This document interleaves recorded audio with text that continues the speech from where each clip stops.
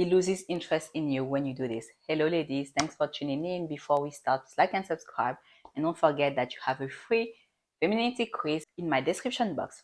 So today I want to talk about the red flags men see in women, and I know that I have made many videos on the red flags that us women need to pay attention to when dating, but today it's different. I want to talk about the things that make men lose interest in you. So this is important because some of the things that you are doing right now, like you might not be aware of this being a red flag, and it makes sense because some of the things that you do, like, are part of your wounded femininity, and you might not see that you still have some toxic parts in you. And for others, like, it might be, cute to you, but for a man it's a red flag because he's a man and he has a different psychology. So some of the things that you are currently doing could work if you are dating a woman, but for men it can be perceived as a red flag. So today I want to go over those things that make him say, no, I want to go away. Okay. The first red flag is when you are disconnected from your feminine energies. So I could just tell you that, yeah, the major red flag is when you are disconnected from your feminine energy, but I want to go into more depth so that you can know in details what I mean by that.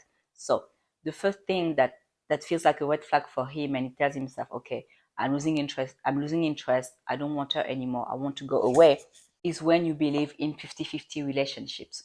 So when I talk about 50-50 relationship, it's not just, about pain. It includes pain, but it doesn't have to be pain only. It's also, with your interactions and, the entire dynamic of the relationship. So if you have that mindset that, yeah, one day it's me, the other day it's going to be him, this is a red flag for him because it shows that you lack feminine energy, because the feminine doesn't think that way. The feminine isn't counting. The feminine knows that masculine energy is always pursuing her. Okay. And some women will do that, during courtship, and then once they are committed together and they have been, with the guy for a while now, they think, oh, now we are dating, so I don't have to follow those rules. One day it's him, another day it's me. No, it doesn't work like that. It needs to be him chasing you throughout the entire relationship. And another red flag is that when you're chasing, in the sense where you initiate you initiate courtship. So I want to add an analogy here for you to understand me better. So think about it.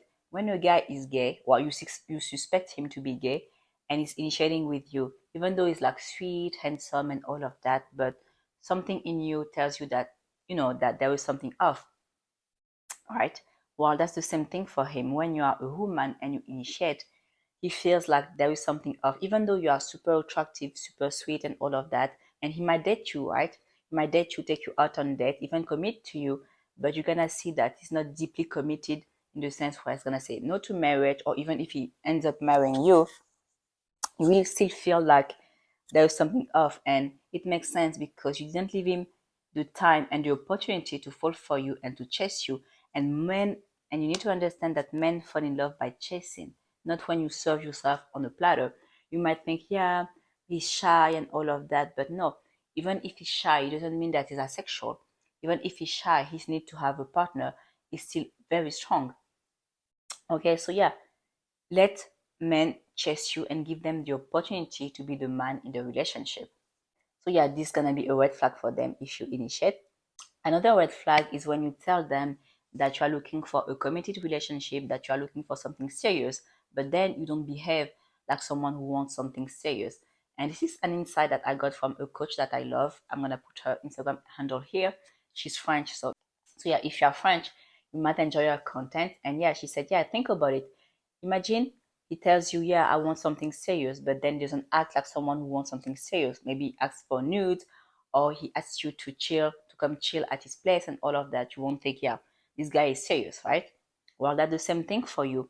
If you tell him, yeah, I want something serious, but then you don't act like a woman who wants something serious. You sleep with him after 2 to 3 dates. Yeah, you do a lot of things like that that show that, yeah, you aren't, truly looking for something serious. Well, he won't take you seriously either, just like you won't take him seriously either if he tells you, yeah, I want something serious, but then he acts like a player. So yeah, think about it, and think about the ways where you aren't, in alignment. Another thing that screams, this is a red flag, I want to stay away from her, is when you change, like when your behavior changes after sex. So it's not uncommon for women, to be hard to get before sex, and then after sex, they start to chase the guy, right? Because during courtship, like you don't really trust him and all of that, and you know that when you decide to sleep with him, it's because he proved himself to you, and you tell yourself, yeah, this is a great guy, blah blah. I want to commit to him, and maybe you are committed to him already, right? Yeah, sex is something that is sacred, and you should not, having intercourse with anyone, but your behavior should not change. Okay, so keep it to yourself that is something sacred, but when you interact with him after intercourse, it needs to be clear in your mind that he still needs to chase you, even when you are already committed and all of that. Like he needs to feel like, yeah, having sex with her is something that I need to work hard for all the time. Okay, this is how you're gonna magnetize him, and this is how you're gonna stay into you. Another red flag for him is like when you are too available.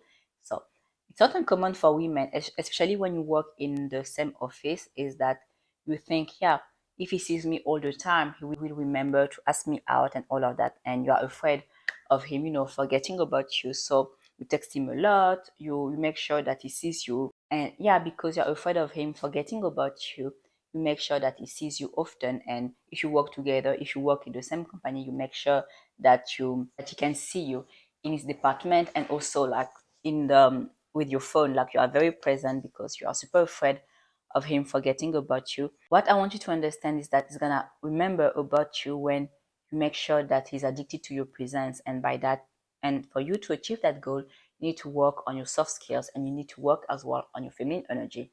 It's not by texting him daily, it's not by showing up in his department daily at the office that's gonna think, okay, I want to ask her out. No, it's when you play your cards right, and it's when you use femininity. Okay. And another thing that makes men think, okay, this is a red flag, I want to stay away from her, it's when you suffocate them. So I used to work with men, and this is something that came often. Men suffocate when you are too much into them, and when you are constantly there, calling them, asking them to FaceTime so that you can see who is around. No, they need to feel like, yeah, you are sweet, soft, and all of that, and you are feminine, and they enjoy that energy around you, but they don't want you to be glued to them. This is not what they are looking for. Okay. And in most cases, you are like that because you struggle with anxious attachment, and if you are interested and you want me to help you being perceived like the prize, and you want to stop having that anxiety every time you date, and if you want to get rid of that feeling, and you want inner peace, you want to date her in place of confidence, and you want to feel like, oh my god, this is amazing, I have no stress at all with that guy, he's amazing and all of that, he's my type, but I have no stress at all, make sure to book a free call with me so that we can work together. But yeah, he can't be suffocating with you. He needs to feel free.